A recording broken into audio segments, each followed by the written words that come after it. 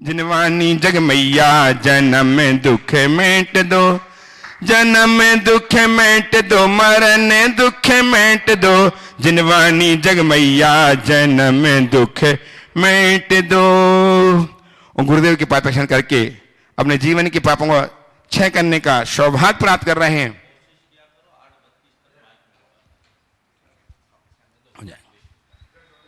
मैंने गुरु के चरण पखारे, मैंने गुरु के चरण पखारे।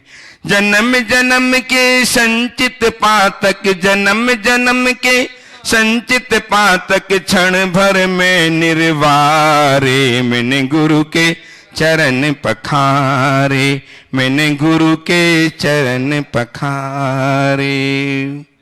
हमें आप धर्मोपदेश देकर के अनुग्रहित करें। नमोस्तु श्री, नमोस्तु श्री, नमोस्तु श्री। सभी लोग अपने दोनों हाथ जोड़ लें और मेरे साथ महामंत्र के स्मरण के लिए अपना मानस तैयार करें।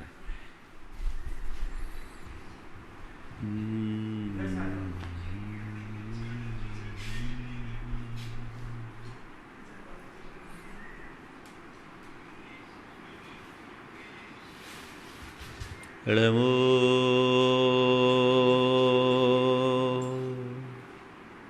अरिहन्ताणं,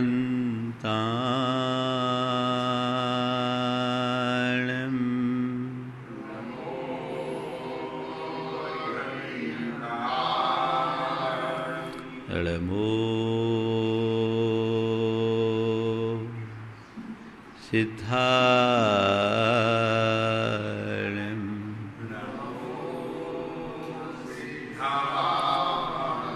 नमो आयर्याणं,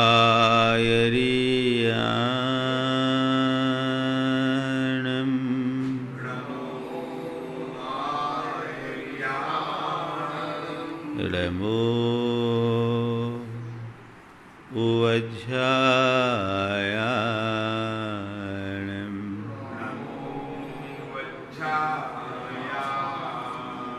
नमो लोये सवशहुनं,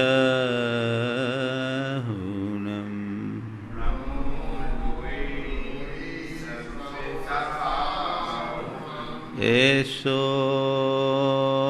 पञ्चेनमुयारो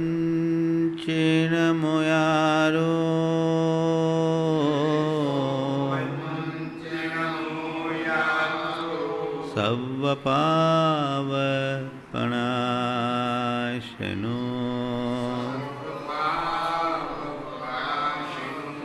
मंगलालं च सव्येसिं,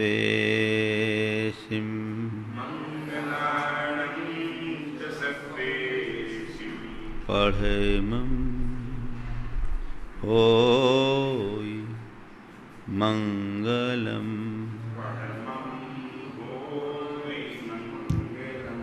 जय बोलो देवादिदेव 1008 श्री भगवान महावीर स्वामी की जय जय जय। अहिंसा परमो धर्म की जय जय जय। परम पूज आचार्य गुरुवर श्री विद्यासागर जी महाराज की जय जय जय। परम पूज प्रमाणिक संत महामना मुनिराज प्रमाण सागर जी महाराज की, परम पूज विराट सागर जी महाराज की, सिद्ध क्षेत्र सिद्धरकूट जी की। एक आदमी शराब के नशे में धुत होकर अपनी खाट पर पड़ा था। अचानक नशे की हालत में वो खाट से गिर पड़ा। धम्म की आवाज आई। जैसे वो नीचे गिरा, जोर से आवाज लगाकर उसने पूछा, अपने नौकर से पूछा, अरे रामू देख तो कौन गिर पड़ा। अरे रामू देख तो कौन गिर पड़ा। नौकर ने अत्यंत विनम्रता से कहा, हजूर आप स्वयं। हंसी आ रही है आपको, लेकिन ऐसा ही होता है। शराब के नशे में व्यक्ति को अपनी शुद्ध बुद्ध नहीं होती, होश हवास नहीं होता। थोड़ा देखो, उनको कुछ समझ नहीं रहती, मैं कहाँ हूं, कौन हूं, क्या हूं, इसका कोई अता पता सा नहीं रहता। जो दशा शराब के नशे में मस्त रहने वाले व्यक्ति की होती है, वैसी ही दशा आज के प्राणी की है। शराब के नशे में रहने वाले लोगों का नशा तो 2, 4, 6, 8 घंटे के लिए होता है, समय पाकर अपने आप उतर जाता है। लेकिन हर प्राणी के भीतर जो नशा चढ़ा है वो जन्मांतरों का है और रोज बढ़ रहा है, घटने का नाम नहीं। उसके परिणाम स्वरूप उसे अपनी कोई शुद्ध बुद्ध नहीं है, अपनी पहचान नहीं, समझ नहीं, ज्ञान नहीं। पता है वो कौन सा नशा है? कौन सा नशा है? मोह का नशा है। मोह महामद पियो अनादि, भूल आपको भरमतवादी।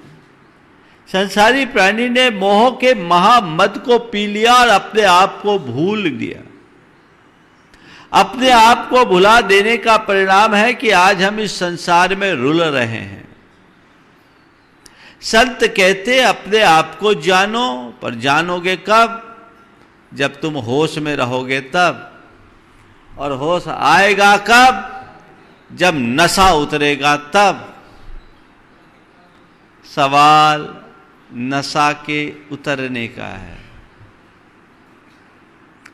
आपने कभी विचार किया, किसी व्यक्ति को जब नशा चढ़ता है तो उसे उतारने के लिए क्या करना पड़ता है?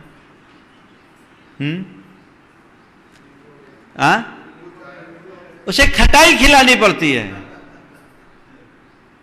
खटाई खिलाने से नशा उतरता है और मिठाई खाने से नशा चढ़ता है ना? ये मेरा एक्सपीरियंस नहीं है भैया, नहीं तो तुम लोग कहो, लेकिन हमने देखा है ना? देखा भी है कि जो नशा करते हैं वो मिठाई खाते हैं और उतारना हो तो खटाई खिलाया जाता है। अब तुमसे पूछता हूं, नशा बढ़ाना या उतारना है? उतारना है ना? उतारना है। अपने नशे को उतारो तब तुम अपने जीवन के भूल को सुधार पाओगे, और जब जीवन के भूल को सुधारोगे तभी तुम्हारी आत्मा का उद्धार हो सकेगा। तो नशा को उतारने के लिए क्या करना है? बीत रागता की खटाई का, भेद विज्ञान की खटाई का सेवन करना है। अभी तो तुम विषयों की मिठाई में पागल हो, वो तुम्हें रुचिकर लग रही है, इसके कारण तुम्हारी भोगाकांक्षा उत्तरोत्तर बढ़ रही है और तुम्हारा मोह प्रभावी होता जा रहा है। उसे जीतने के लिए हमें वेद विज्ञान करना होगा, ज्ञान की खटाई अपने अंदर डालनी होगी, तब हम अपने जीवन की सही समझ पा सकेंगे, अपने जीवन को हम ठीक तरीके से समझें। कल मैंने कहा था कि 7 तत्वों पर जब तक हम सही दृष्टि नहीं रखते, उनके प्रति सही समझ और श्रद्धा विकसित नहीं करते, अपने जीवन का कल्याण नहीं हो सकता। जीव के संदर्भ में मैंने कल आपसे कहा था, जानो, जागो, जीतो, जियो। आज बात अजीव की है। अजीव क्या है? जब कभी भी हम अजीव की बात करते हैं तो ये समझकर बैठ जाते हैं कि जीव से रहित, चेतना से रहित जो कुछ भी है सब जड़ है, अचेतन है, अजीव है ना? हमारी अजीव के विषय में यही धारणा है। इसी धारणा और मान्यता के साथ हम अजीव की चर्चा करते हैं। लेकिन थोड़ा गहराई में देखो, क्या तुम्हारे मन में कोई भ्रांति नहीं है? तुम्हारे मन में भ्रांति नहीं है? ये भ्रांति ही तो तुम्हें उलझाती है। तुम्हारे संपर्क में जितने व्यक्ति आते हैं जिनके प्रति तुम्हारा गाढ़ अनुराग है, तुम्हारे परिजन हैं, तुम्हारे संबंधी हैं, तुम्हारा शरीर है, इसके प्रति तुम्हारी क्या धारणा है? ये तुम्हें जीव दिखता है या अजीव? क्या दिखता है? चेतन या अचेतन? हाँ, क्या मानते हो? बोलो। मानते तो चेतन है, असल में क्या है? हाँ, शरीर क्या है? जो दिख रहे वो क्या है? अचेतन। मान क्या रखे हो? चेतन। तो चेतन को अचेतन को चेतन मानना और चेतन को अचेतन मानना भूल है या समझदारी? और भूलने वाला संसार में रुलेगा कि तरेगा? हाँ, तब क्या करना है तुम्हें? तरना है या रुलना है? तो क्या करोगे? भूल को सुधारोगे कि जहां के तहां रहोगे? एक हमारी भूल, अजीव विषयक भूल, तन उपजत अपनी उपज जान, तन नशत आपको नाश मान। शरीर के स्तर पर जीने वाले व्यक्ति आत्मा के सच्चे श्रद्धानी नहीं होते, और जो आत्मा के श्रद्धानी नहीं हैं उन्हें अनात्मा का भान भी नहीं होता, और जिन्हें आत्मा और अनात्मा का ज्ञान नहीं उनका कभी कल्याण नहीं होता। शरीर और आत्मा की भिन्नता को समझिए। आत्मा से भिन्न संसार में जो कुछ भी मुझे दिखने को मिल रहा है वह सब अचेतन है। सचेतन दिख रहे हैं पर है क्या? अचेतन है। क्यों है अचेतन? क्योंकि उनका लक्षण वैसा है। लक्षण क्या है? जिसमें रूप है, रस है, गंध है, स्पर्श है, वह सब अचेतन है। रूप, रस, गंध, स्पर्श, ये चेतन है या अचेतन? बोलो। तो मुझे जो कुछ भी दिख रहा है उसमें रूप है, उसमें रस है, उसमें गंध है, उसमें स्पर्श है, तो वो क्या दिख रहा है? चेतन या अचेतन? और तुम मान क्या रहे हो? बस इसी मान्यता को बदलो। महाराज आज तो आपने चकरा दिया, अब तो मैं बोलूं कि तू अचेतन है? ये नहीं कह रहा हूं मैं। किसी से ये कहने की बात नहीं है कि अचेतन है या चेतन।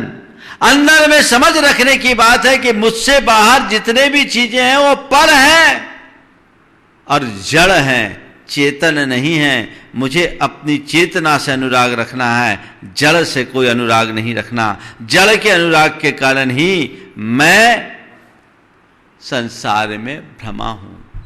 आज की 4 बातें आपसे कहूंगा। भ्रम, यथार्थ, बिंब, प्रतिबिंब। क्या है? भ्रम, यथार्थ, बिंब, प्रतिबिंब। भ्रम क्या होता है? कुछ को कुछ समझने का नाम भ्रम है ना? छत पे खड़े हो, क्षितिज को निहारो, कैसा दिखता है? कैसा दिखता है? 10-5 मील आगे जाए, धरती और आसमान मिलकर एक हो गया, लगता है, दिखता है, पर क्या ये यथार्थ है? इस धरती के किसी भी छोर में ऐसा है जहां धरती और आसमान मिलकर एक हुए हों? नहीं ना। सामान्य व्यक्ति तो इस भ्रम में जीता है कि धरती आसमान मिलकर एक हो गए, लेकिन जो यथार्थ से परिचित होता वो कहता नहीं, ये तो केवल भ्रम है, एक दिख रहे हैं, एक नहीं है, है ना। एक दिख रहे हैं, एक नहीं है। इसी तरह शरीर और आत्मा के ऐक्य हो जाने के कारण, उनके साथ अनादि से एकत्व बने रहने के कारण हमें शरीर ही आत्मरूप दिखता है, पर शरीर चेतन नहीं है। चेतन ने धार रखा है या चेतन? चेतन के संपर्क और संसर्ग से चेतनवत प्रतिभाषित हो रहा है, पर यह चेतन नहीं है। यह जीवन का एक बहुत बड़ा सत्य है। लेकिन जिनकी बुद्धि भ्रांत है, जो भ्रम में जीते हैं, जिन्हें जीवन के यथार्थ का ज्ञान नहीं, उनके लिए शरीर ही सब कुछ है। वो कहेगा तन उपजत अपनी उपज जान, तन नशत आपको नाशमान। शरीर की उत्पत्ति को अपनी उत्पत्ति और शरीर के विनाश को ही अपना विनाश मानते हुए सारा जीवन अपने इसी शरीर की सेवा शुश्रूषा में लगा करके खपा देता है। उसे जीवन की वास्तविकता का पता नहीं। वो अपना सारा जीवन उसके लिए खपाता, उस शरीर के लिए खपाता है, जिसकी जिंदगी भर सेवा करने के बाद एक दिन ये धोखा दे जाता है। बोलो, होता है ना। शरीर सबका धोखेबाज है कि नहीं? बोलो। आखिरी में आप लोग कहते क्या करूं, शरीर साथ नहीं देता। जिंदगी भर तुमने उसका साथ दिया और वो तुम्हारा साथ नहीं दे रहा है। सीख लो, क्यों उसके पीछे लगे हो? शरीर को इस तरीके से तैयार करो कि तुम्हें कभी ये लाचारी में कहने की नौबत ना आए कि क्या करूं, शरीर साथ नहीं देता। अगर ठीक तरीके से तुम अपने शरीर का उपयोग करोगे तो आखिरी तक स्वस्थ बने रहोगे। शरीर मजबूर होकर तुम्हारा साथ देगा, लेकिन शरीर को ज़्यादा लाड प्यार दोगे ना, तो ज़्यादा लाड प्यार वाला बच्चा बिगड़ता ही है। ये अनुभव है कि नहीं? ये अज्ञानता है तुम्हारी। इसी अज्ञानता, इसी भ्रम के कारण मनुष्य संसार में दुखी होता है। अपने अंदर के भ्रम का निवारण होना चाहिए कि शरीर और आत्मा का एक क्षेत्रावगाह संबंध दिख रहा है, पर ये दोनों भिन्न भिन्न हैं। इसी प्रतीति का नाम अजीव तत्व का वास्तविक श्रद्धान है। मैं चेतन हूं, यह देह अचेतन है। इसे समझो, दिख रहा एक पर एक नहीं है। एक में हैं, एक नहीं है। जैसे दूध और पानी मिलकर एक हो जाए, पर एक होने के बाद भी दोनों की सत्ता पृथक पृथक है, वैसे ही शरीर और आत्मा मिलकर एक हो गए हैं, लेकिन इनकी सत्ता पृथक पृथक है। हाँ, जब तक आत्मा शरीर के संसर्ग में रहता है तो संसार के थपेड़े खाता है। शरीर से मुक्त होते ही आत्मा शुद्ध बुद्ध हो जाता है। आपने देखा, लोहे को अग्नि से तपाया जाता है, और जब लोहार अपनी कार्यशाला में आता है तो सबसे पहले अपनी धोखनी को प्रणाम करता है जिसमें अग्नि जलती है ना। और उसके बाद किसी लोहे को ठीक करना होता तो उसमें तपाता, और तपाने से लोहा एकदम अग्नि में तपकर लाल आग जैसा हो जाता है, होता है। तो एक रोज एक लोहार ने एक लोहे को तपाया, अग्नि से तप्त होकर लाल लाल हो गया, और लाल होने के बाद उस लोहे को करना था सीधा, वो टेढ़ा था। उसको रेहन पर रखकर घन मारा, जोरदार आवाज हुई, अग्नि चटपटा एकदम छटपटा पड़ी, उसकी फुलिंगे उठी, और लोहार के चरणों में जाकर निवेदन किया कि ये क्या नाटक, सुबह आए सबसे पहले मुझे प्रणाम किया और अब मुझ पर प्रहार। सुबह आए तब तो मुझ पर प्रणाम किया, तब तो मुझे प्रणाम किया और अब प्रहार कर रहे हो, ये कैसा नाटक। तो लोहार ने कहा कि अग्नि माता, तुझे तो मैं अब भी प्रणाम करता हूं। अग्नि माता, तुझे तो अब भी मैं प्रणाम करता हूं। तेरी पिटाई तो लोहे की संगति के कारण हो रही है, तो इस टेढ़े लोहे के साथ है इसलिए पिटाई हो रही है। अगर शुद्ध होती तो तेरी कोई पिटाई नहीं। तो जो दशा अग्नि की है वही दशा आत्मा की है। अग्नि टेढ़े लोहे के संसर्ग में आकर पिटती है, आत्मा शरीर के संसर्ग में आकर के पिटता है, कर्म के थपेले खाता है। उसका संबंध विच्छेद हो। कब होगा? जब हम यथार्थ को पहचानेंगे, जीवन के सत्य को जानेंगे, मर्म को जानेंगे। ये यथार्थ क्या है? भेद विज्ञान।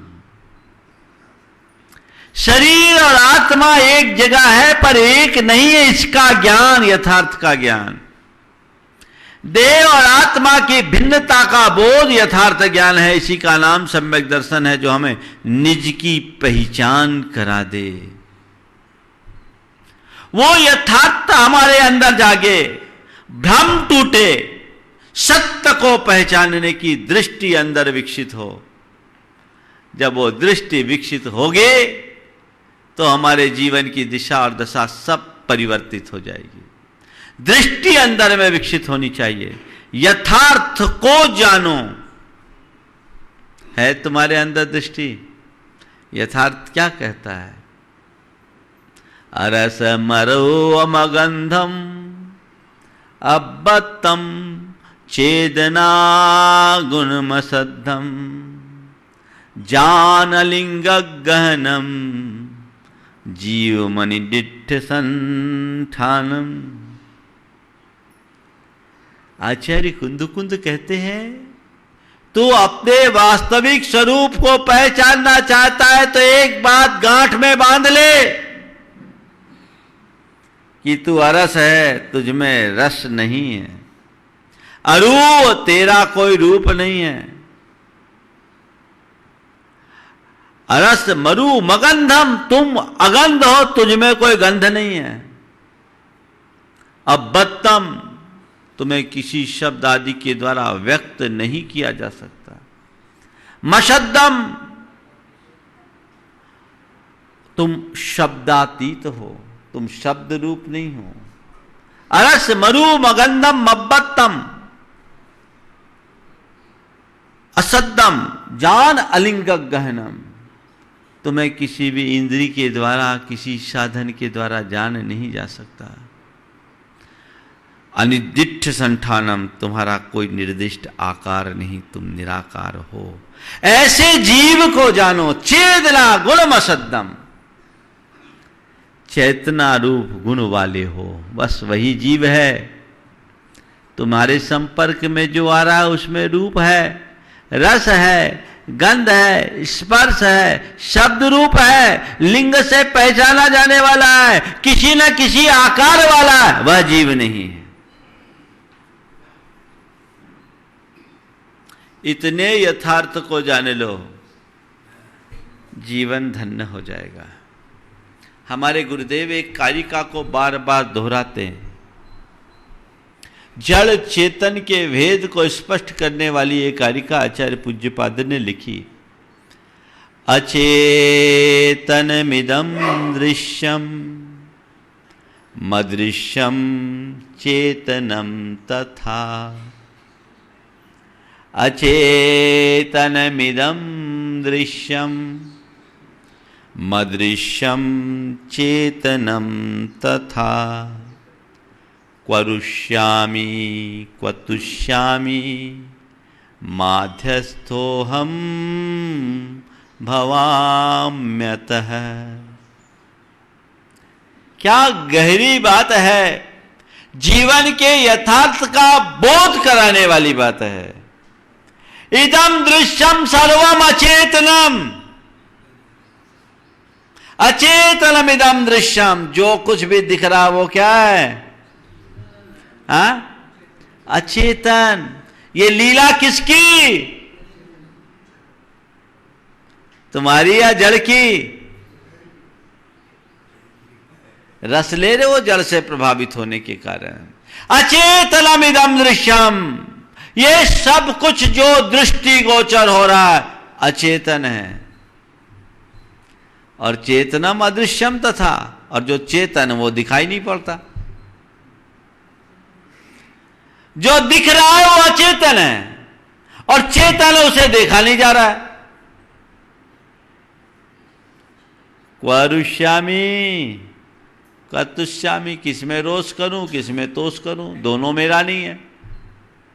जो दिख रहा है वो मैं नहीं हूं, मेरा नहीं है, और जो मैं हूं वो दिख नहीं रहा है, जो चेतन है वो दिख नहीं रहा है। तो जो है ही नहीं सामने उसके लिए क्या रो और क्या शोक करूं? को रुष्यामी को तुष्यामी, कहां राग करूं कहां द्वेष करूं? ये सब पर है। इसलिए माध्यस्थो हम भवामी, अतः अहम माध्यस्थो भवामी, इसलिए मैं माध्यस्थ होता हूं, न्यूट्रल हो जाता हूं। अपनी प्रवृत्ति में सहजता लाने के लिए इससे बड़ा और कोई मंत्र नहीं है। पहचानिए, स्वपर को जानिए। आत्मा निज है और अनात्मा पर है, जीव निज है अजीव पर है, चेतन निज है अचेतन पर है। फिर भी पर में तत्पर है। भैया ये तत्परता कब तक, क्यों, किसके लिए? इसे पहचान लो, जान लो, अपने भेद विज्ञान को प्रगाढ़ करो। निज पर का ज्ञान होने वाले को ज्यादा सुख दुख नहीं होता। कल मैंने प्रवचन किया, उसके बाद एक भाई ने मुझसे कहा, महाराज आपके प्रवचनों को सुन ले तो सब मुनि बन जाए। बोले महावीर भगवान के प्रवचन सुन करके मुनि नहीं बने तो मेरे बन के, मेरे सुनकर क्या बनेंगे? कौन बनेगा? ऐसे एक प्रवचन से तुम लोग बन जाते तो हो जाता। तुम लोग तो सब बिल्कुल साउंड प्रूफ हो। हाँ, उतनी एंट्री होती जितनी देनी है ना? बाकी तो ठीक है, जितनी देर प्रवचन सुन लिया उतनी देर की दुनिया अलग, बाहर गए तो बात अलग। लेकिन हाँ, कुछ संस्कार जब मन में जम जाते हैं तो हैम्बरिंग होती है। मैं आपसे ये नहीं कहता कि जिसे भेद विज्ञान है वो सब मुनि बन जाता है, भेद विज्ञानी गृहस्थ भी होता है। लेकिन उस भेद विज्ञानी गृहस्थ में और एक सामान्य गृहस्थ में जमीन आसमान का अंतर होता है। क्रिया ऊपर से एक सी दिखती है, लेकिन अभिप्राय में जमीन आसमान का अंतर हो जाता है। एक कार्य कोई व्यक्ति उपादेय बुद्धि से करता है और उसी कार्य को कोई व्यक्ति हे बुद्धि से करता है। अंतर है। किसी काम को आप पूरे रुचि से कर रहे हैं और किसी काम को आप मजबूरी से कर रहे हैं, क्या दोनों में मानसिकता एक सी होती है? बोलो। हाँ, नहीं ना। आप कभी मिठाई खाते हो, खाते ही रोजी खाने हो। कई लोगों का तो भोजन की शुरुआत ही मिठाई से होती है, और डायबिटीज हो जाए तो बात अलग है। मिठाई खाते हैं, हाँ वो लोग ज़्यादा खाते हैं। अब मान लीजिए मिठाई खाते हैं, तो मिठाई तो आप चाव से खाते हैं, खाते हो कि नहीं? रुचि ले लेकर खाते हैं। लेकिन कभी दवाई खानी पड़े तो क्या करते हो? दवाई कैसे खाते हो? उतनी चाव से जितनी चाव से मिठाई खाते हो। क्या करते हो? खाते नहीं हो, खानी पड़ती है, मजबूरी में खाते हो। मिठाई चाव से खाते हो, दवाई बचाव में खाते हो। अरे नहीं करे तो क्या करे, खाना पड़ रहा है। एक में चाव है, एक में बचाव, दोनों के भाव में कितना अंतर है? क्या दोनों का भाव एक है? अलग अलग है ना। दोनों में कितना बड़ा अंतर। बस यही अंतर होता है एक ज्ञानी में और एक अज्ञानी में। अज्ञानी संसार की क्रियाओं में रम जाता है और उन्हें वैसे ही चाव से अपनाता है जितने चाव से आप मिठाई खाते हो। और ज्ञानी, जिसे जीवन के यथार्थ का बोध होता है, वो संसार में रहता है पर स्वयं में रमता है। उसके अंदर चाव नहीं, केवल बचाव का भाव होता है। वो मिठाई की तरह नहीं, दवाई की तरह उनका अनुपान करता है। एक दृष्टि तो बदले। सब कुछ करते हुए भी अपनी स्वतंत्र पहचान बनाने में यदि तुम समर्थ हो गए तो तुम्हारा बेड़ा पार हो गया, ऐसा समझना। वो स्वतंत्र पहचान बनाओ जिससे बेड़ा पार हो सके, जीवन का उद्धार हो सके। वो मार्ग अंगीकार करो। वो दृष्टि होनी चाहिए। वो भेद विज्ञान के उद्घाटित होने पर होगा। सम्यक दृष्टि के पास दो बड़ी शक्तियां होती है। सम्यक दृष्टेर भवति नित्यम ज्ञान वैराग्य शक्ति। एक सम्यक दृष्टि ज्ञानी धर्मात्मा के भीतर दो प्रचंड शक्तियां होती है, ज्ञान की और दूसरी वैराग्य की। ज्ञान से वो अपनी पहचान करता है और वैराग्य से अपनी सुरक्षा करता है। इसलिए वो ज्यादा रचता पचता नहीं है। चक्रवर्ती जैसे वैभवशाली लोग भी सम्यक दृष्टि होते हैं। ऐसा नहीं कि सम्यक दृष्टि हो गया यानी सब छोड़ ही दिया। छोड़ेगा तो फिर ऊपर चला गया। लेकिन संसार में भी रहते हैं। भूमिका के अनुरूप विषय कषायों का उपभोग भी करते हैं, लेकिन क्या मानकर? हे मानकर, उपाधि मानकर नहीं। बस इतनी सी दृष्टि तुमने बदल ली तो तुम्हारा जीवन उसी क्षण सुखी हो जाएगा, दुखी नहीं रहोगे। तो भ्रम को तोड़िए, यथार्थ को जानिए। समझ गए? तो पहली बात भ्रम, दूसरी बार यथार्थ। यथार्थ सामने आते ही भ्रम चला जाता है। दिया के जलते ही अंधेरा छट जाता है। यदि आज भी तुम्हारी दृष्टि भ्रांत है तो तुम अभी धर्मात्मा नहीं हो। आचार्य कहते देहात्म विभ्रांतो बहिरात्मा। जिसकी शरीर में ही आत्मबुद्धि है वह सब बहिरात्मा है। उसने भी आत्मा अनात्मा को जाना ही नहीं, वो भ्रांत है। लेकिन जिन्होंने अपनी अंत आत्मा को अपने अंतर जान लिया है, उसका सारा विभ्रम नष्ट हो गया, भ्रांति टूट गई, उसने अपने आप को पहचान लिया। आप कहोगे महाराज हमेशा सुनते हैं, जितने भी प्रवचन होते बात तो यही होती है, लेकिन फिर भी इसका असर हम पर क्यों नहीं पड़ता? मैं आज उसकी भी थोड़ी सी बात आपसे कर रहा हूं। मेरे अंदर ये यथार्थ कैसे प्रकट हो? कुछ उपाय आप कीजिए।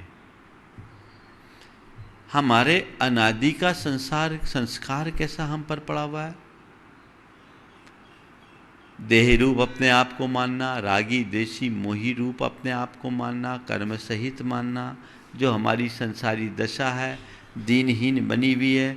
हमें अपनी आत्मा का यही परिचय है और यही अनुभव अनादि का बना रहा है। हमने अपनी धारणा ऐसी ही बनाई, इसी अनुरूप हम अनादि से जीवन जीते आ रहे हैं।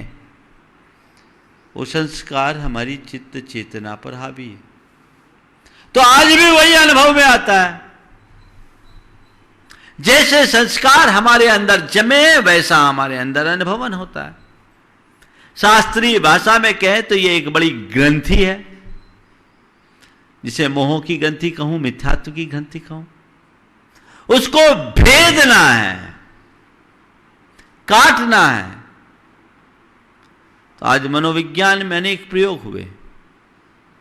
हमारे यहाँ कहते हैं कि अपने कर्मों की निर्जरा करोगे तो तुम्हारा कल्याण होगा। मनोविज्ञान की भाषा में कहें तो ये कह सकते हैं कि हमारे सबकॉन्शियस में जो संस्कार पड़े हैं उनको जब तक हम डिलीट नहीं करेंगे तब तक हमारा जीवन नहीं बदलेगा। और उसे डिलीट करने का सीधा सा तरीका है, हम जैसा होना चाहते हैं वैसे संस्कार भरने लगें, पुराने अपने आप खाली होंगे। और जिस दिन अच्छे संस्कार पूरे भर जाएंगे, पुराने पूरी तरह खाली हो जाएंगे, जीवन पलट जाएगा। ये मनोविज्ञान कहता है। लॉ ऑफ अट्रैक्शन का सिद्धांत यही कहता है। समझ गए? तो हम क्या करें? हमारी साधना में हमें यही बताया गया है कि तुम जो हो उसका बार बार बार बार बार बार स्मरण करो। मैं आत्मा हूं, मैं आत्मा हूं, मैं आत्मा हूं, मैं आत्मा हूं, मैं आत्मा हूं, मैं आत्मा हूं। रटना नहीं, अपनी चेतना में से दोहराना। बहुत सारे लोगों को तो आत्मा की बातें ही पसंद नहीं आती। आत्मा शब्द सुनते ही वो कहते ये कहाँ आ गए। गलत बात। इसे दोहराना होगा। सोहम सोहम सोहम, शुद्धो हम शुद्धो हम शुद्धो हम, बुद्धो हम बुद्धो हम बुद्धो हम, चैतन्यो हम शाश्वतो हम, सुख रूपो हम, ज्ञान रूपो हम, ज्ञानस्वरूपो हम, चिदानंदो हम, परमानंदो हम, अमूर्तो हम, अरूपो हम। ये कुछ ऐसे सूत्र हैं। इनमें से एक दो सूत्र को आप दोहराइए और बार बार अपने अंदर भाइए। हमारे यहां तो एक ही सूत्र कह दिया, सोहम इत्तात संस्कारात् तस्मिन् विभावनिया पुनः तत्रैव दृढ़ संस्कारात् लभते ही आत्मनि स्थितिम्। मैं वह परम तत्व रूप आत्मा हूं। बस सोहम, जो इंद्रियों से अतीत, विषयों से अतीत, मन के पार, विकार रहित, शुद्ध चैतन्य स्वरूप, ज्ञाता दृष्टा चेतन है, वह मैं हूं। जिसमें कोई रूप नहीं, रस नहीं, गंध नहीं, स्पर्श नहीं, जिसका कोई आकार नहीं, प्रकार नहीं, विकार नहीं, विचार नहीं, वो मैं हूं। बार बार दोहराइए, नियमित इसका अभ्यास कीजिए तो मैं आत्मा हूं, आत्मा हूं, आत्मा हूं। सोहम सोहम सोहम, शुद्धोहम शुद्धोहम शुद्धोहम। ये आप यदि नियमित अभ्यास करने लगे तो फिर धीरे धीरे इस भावना के बदौलत एक अवस्था ऐसी आएगी कि आप अपने आप में वैसा अनुभव भी करने लगोगे। और जब उस अनुभूति में पहुंच जाओगे तो शरीर और शरीर आश्रित सुख दुख तुम्हें रंच मात्र भी प्रभावित नहीं करेंगे। अभी तो उसी में रचे पचे संस्कार वैसे बने। कहते दक्षिण अफ्रीका में एक अभिनेता था, वह अब्राहम लिंकन का 35 वर्षों तक अभिनय किया। 35 साल तक केवल एक व्यक्ति का किरदार निभाया, अब्राहम लिंकन का। और वो ऐसा ऐसा अभिनय किया कि वो अपने आप को अब्राहम लिंकन बोलना शुरू कर दिया, आई एम अब्राहम लिंकन। उसके अंदर ऐसे गहरे संस्कार, चाल ढाल वैसी छड़ी लेके चले, अपने आप को अब्राहम लिंकन कहना शुरू कर दिया। एक बार लोगों ने उसे उसके अंदर का सच उगलवाने के लिए लाई डिटेक्टर पर रखा, झूठ पकड़ने की मशीन पर लिटा दिया। जब उसने देखा कि झूठ पकड़ने की मशीन पर मुझे ले आके रख दिए तो उसने सोचा भैया इस झमेले में कब तक फंसेंगे, मैं कह देता हूं मैं अब्राहम लिंकन नहीं हूं। उसने कहा कि मैं सोचा और कह दिया मैं अब्राहम लिंकन नहीं हूं। आप सुनकर आश्चर्य करोगे, मशीन ने नेगेटिव बता दिया, झूठ बोल रहा है। मशीन झूठी हो गई। क्यों? उसकी चेतना में मैं लिंकन हूं, इतना गहरा गया। अभी तुम्हारे अंदर भी राग देश मोह के संस्कार इतने गहरे हैं कि कभी तुम आत्मा कहो तो लाई डिटेक्टर कहेगा इट इज रॉन्ग, है ना। लेकिन यदि इसके उलट मैं आत्मा हूं ये संस्कार गहरा जाए तो तुम कहीं के कहीं पहुंच जाओगे। अपने स्वरूप को जानिए, अपने आप को पहचानिए। जड़ चेतन के भेद का यही महत्व है। हम 6 द्रव्य की विवेचना कर ले, उससे कुछ नहीं होने वाला। आत्मा अनात्मा को जान ले तभी उत्थान होगा। हमने अपने स्वरूप को नहीं जाना, पर को ही अपना माना, इसमें उलझ करके रह गए। हमें उसे पहचानना है। पहचान हो, ज्ञान हो तो कल्याण होगा। स्वरूप का ज्ञान नहीं हो तो बड़ा गड़बड़ होता है। एक बार ऐसा हुआ, शायद ये उदाहरण यहाँ सुनाया कि नहीं सुनाया, वो सुनाया क्या कांच वाला उदाहरण यहाँ, किसान और कांच वाला उदाहरण यहाँ सुनाया कि नहीं सुनाया? नहीं सुनाया? सुना दूं? नहीं तो दूसरा भी है। चलो इसी से शुरुआत करता हूं, सुन लिया हो तो दूसरा सुना दूंगा, बता देना। प्रसंग है इसलिए बहुत अच्छा है। एक किसान था, खेत पे काम कर रहा था। अचानक उसे एक चमकदार चीज दिखाई पड़ी। उसके निकट गया, देखा तो उसमें उसका प्रतिबिंब दिखाई पड़ा। प्रतिबिंब दिखाई पड़ा, उसने सोचा अरे ये क्या, ये तो मेरे पिताजी की छवि से मिलती जुलती छवि है। सुना दिया क्या? हो गया? चलो दूसरा सुनाता। हो गया, अब याद आ गया। कम से कम आप लोगों की स्मरण शक्ति का भी टेस्ट हो जाना। कवि ने एक बहुत अच्छा भजन लिखा, अपन पो आपहु विसरो, अपन पो आपहु विसरो, जैसे स्वान कांच मंदिर में, जैसे स्वान कांच मंदिर में, भरम ते भूखी मरो, अपन पो आपहु विसरो, वैसे ही गज फटिक सिलामणि, वैसे ही गज फटिक सिलामणि, दसननियानियरो,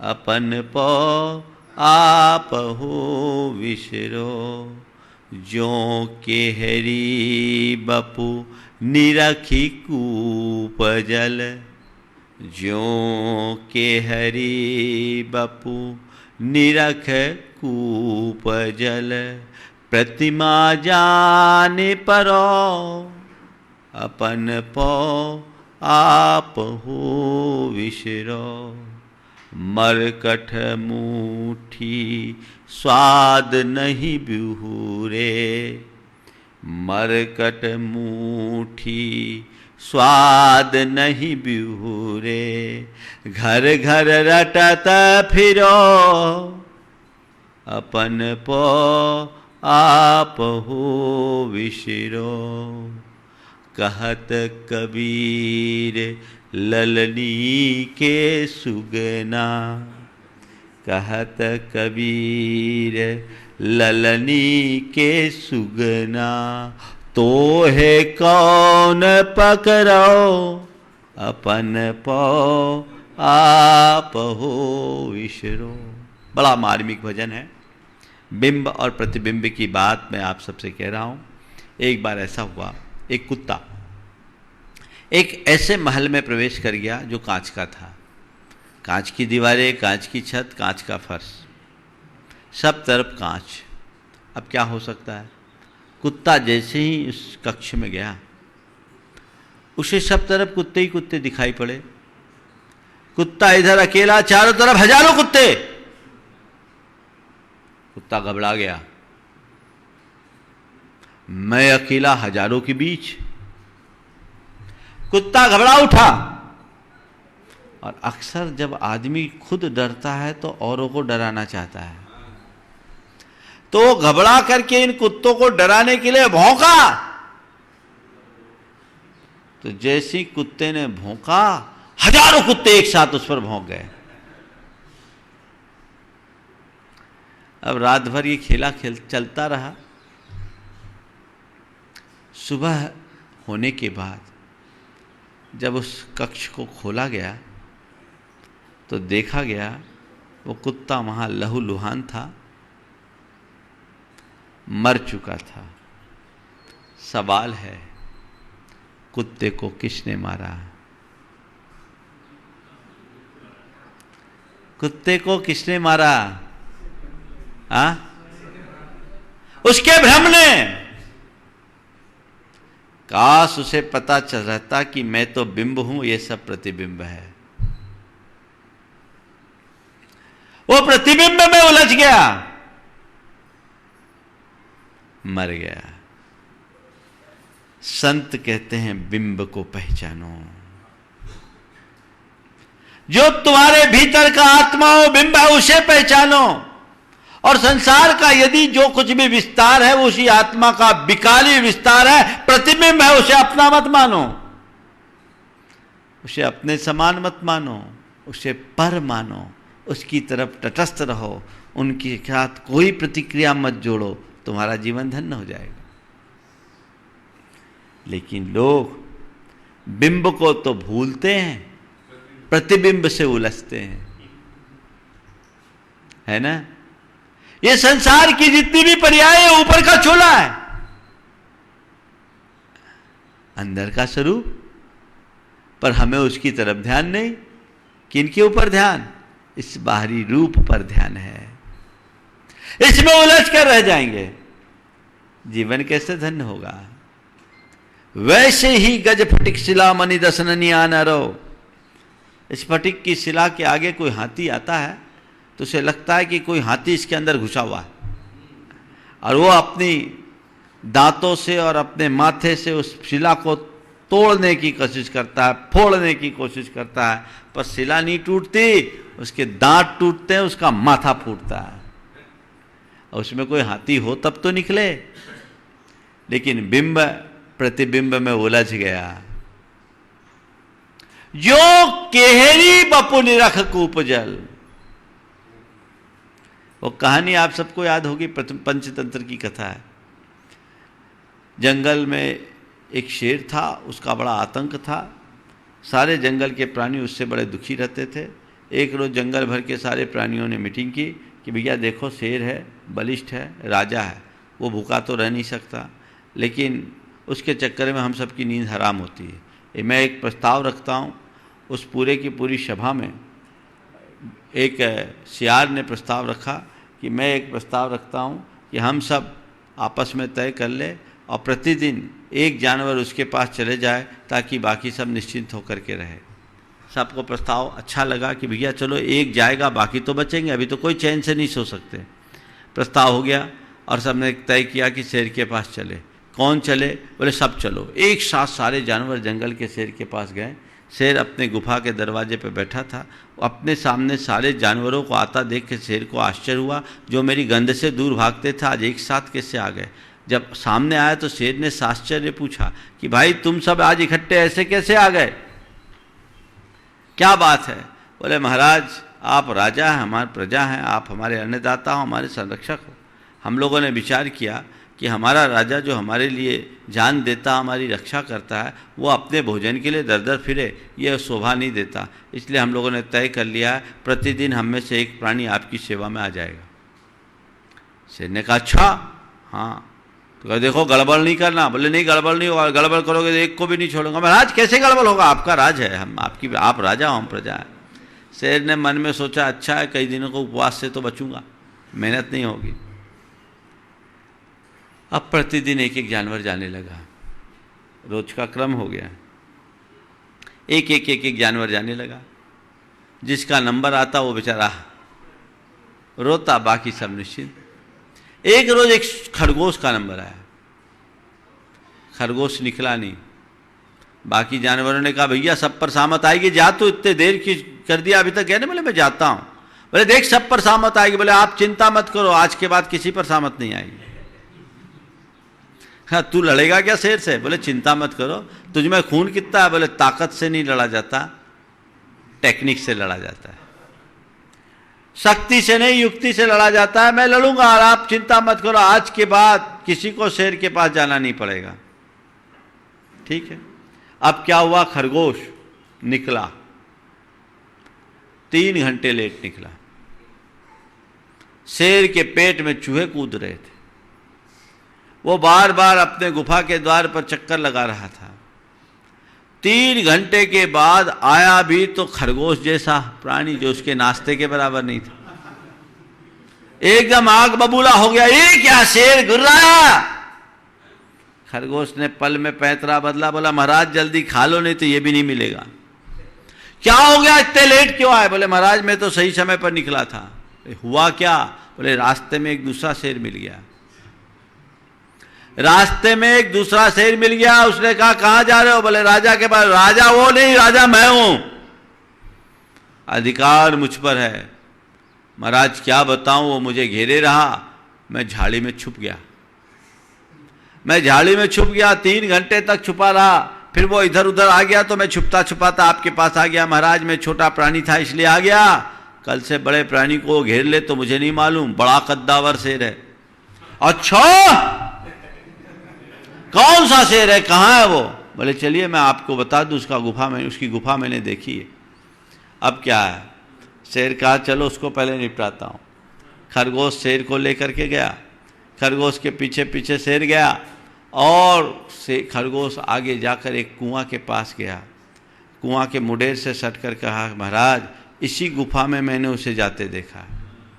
शेर ने मुंडेर में झांका, उसका प्रतिबिंब उस पर पड़ा, देखा कि अंदर शेर है। इसने दहाड़ लगाई, नीचे के शेर ने भी दहाड़ लगाई। फिर क्या था, चैलेंज मिल गया, आपा खोया, उसी में कूद करके गिर गया और खरगोश सकुशल लौट करके आ गया। कहानी अपनी जगह है, लेकिन बात केवल इतनी है, जो केहरी बपु निरख कूप जल प्रतिमा जान परो।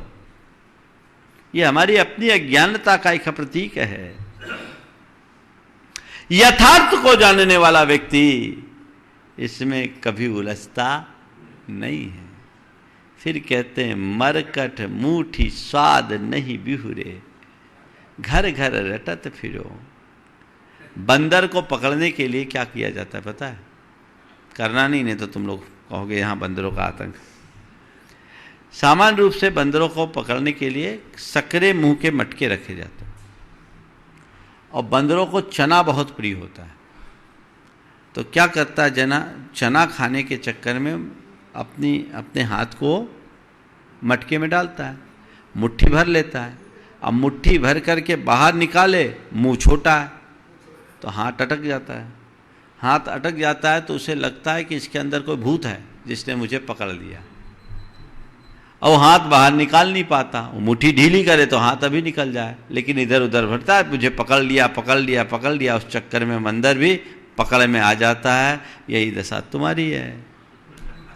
महाराज बहुत दुखी हूँ, बहुत दुखी बहुत दुखी हूँ, कोई रास्ता बताओ। एक बार मैंने ऐसे कहा महाराज जब छोड़ूंगा तब तक के लिए तो रास्ता बता दो, मानो मैं दुखी कर रहा हूं तुम्हें। मुट्ठी ढीली करो, हाथ अभी बाहर आएगा। आसक्ति छोड़ो, अभी तुम्हारे जीवन में सुख हो जाएगा। और कहत कबीर ललनी के सुगना तोहे कौन पकड़ो। तोते को पकड़ने के लिए बहेलिया लोग ललनी लटकाते। ललनी क्या होती जानते हैं? रस्सी के फंदे होते हैं इस तरह के, ऐसे मुड़े हुए। फंदे के बीच लगभग 10 इंच 12 इंच की लकड़ी लगाई जाती है, ऐसे फंसा दी जाती है या ऐसे फंसा दी जाती है। इसको बोलते हैं ललनी। तोते आकर के इस पर बैठते हैं। तो जब तोते इस पर बैठते हैं तो तोतों के वजन से ये झूल जाती है, लकड़ी झूल के ऐसे हो जाती है। तो तोते उस लकड़ी को ये सोच करके पकड़ लेते हैं कि यदि मैंने इसे छोड़ा तो मैं गिरा। तोता भूल जाता है कि अभी मैं उड़ सकता हूं, छोड़ कर मैं आसमान में जा सकता हूं, लेकिन तोता उस ललनी को जोर से पकड़ लेता है और बहेलिए की पकड़ में आ जाता है।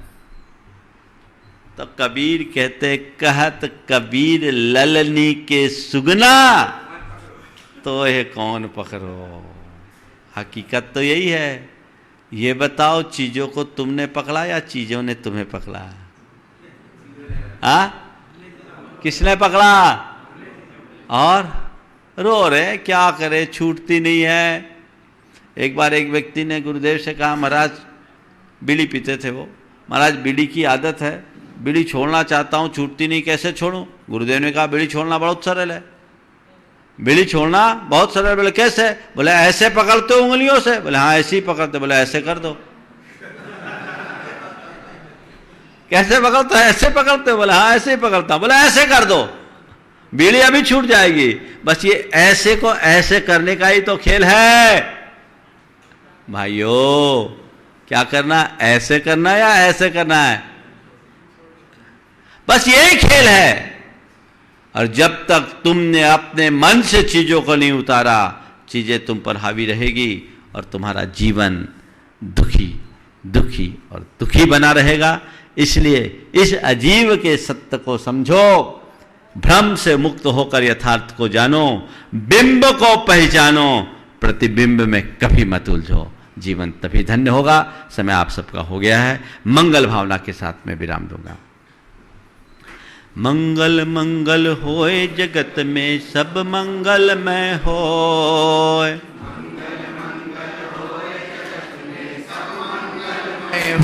इस धरती के हर प्राणी का मन मंगलमय हो। इस धरती के हर प्राणी का मन मंगलमय हो। कहीं क्लेश का लेस रहे ना, दुख कहीं भी हो। कहीं क्लेश का लेश रहे ना, दुख कहीं भी हो। मन में चिंता भय न सतावे, रोग शोक नहीं हो। मन में चिंता भय न सतावे, रोग शोक नहीं हो। नहीं बैर अभिमान हो मन में, क्षोभ कभी नहीं हो। नहीं बैर अभिमान हो मन में, क्षोभ कभी नहीं हो। मैत्री प्रेम का भाव रहे नित, मन मंगलमय हो। मैत्री प्रेम का भाव रहे नित, मन मंगलमय हो। मंगल मंगल होए जगत में सब मंगलमय हो। मंगल मंगल हो ये जगत में सब मंगलमय हो। इस धरती के हर प्राणी का मन मंगलमय हो। इस धरती के हर प्राणी का मन मंगलमय हो। मन का सब संताप मिटे अरु अंतर उज्ज्वल हो। मन का सब संताप मिटे अरु अंतर उज्ज्वल हो। राग देश और मोह मिट जाए, आत्म निर्मल हो। राग द्वेष और मोह मिट जाए, आत्म उज्ज्वल हो। है प्रमाण की भावना, सब में हो सद्भाव। जय बोलो परम पूज्य आचार्य गुरु श्री विद्यासागर सागर जी महाराज की, परम पूज्य प्रमाण सागर जी महाराज की।